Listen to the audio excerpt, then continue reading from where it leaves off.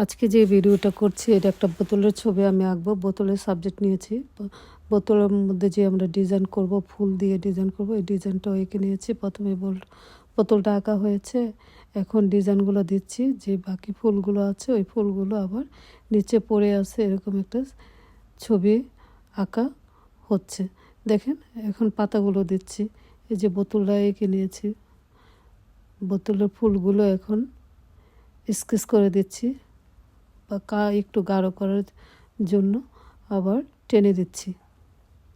এভাবে টেনে টেনে দেওয়া হচ্ছে সবগুলো ফুল। যে বোতলের মধ্যে যে ডিজাইনটা করা হয়েছে ওই ডিজাইনটা আবার টেনে দিচ্ছি, টেনে একটু গাঢ় করে দিচ্ছি। দেখেন, আর যেই ডিজাইনগুলো এখনও পাতাটাতে বাকি ছিল ওই পাতাগুলো করার চেষ্টা করছি। এভাবে টেনে টেনে দিচ্ছি, পাতাগুলো হয়ে গেল।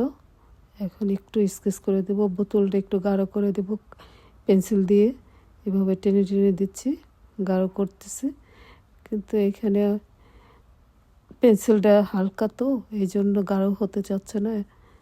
যতটুকু পারছি চেষ্টা করছি গাঢ় করার জন্য। তো হয়ে গেল মোটামুটি। এখন যে আলো ছায়া পড়েছে এই ছায়াটা দিচ্ছি। এভাবে পুরো ড্রয়িংটা শেষ হলো।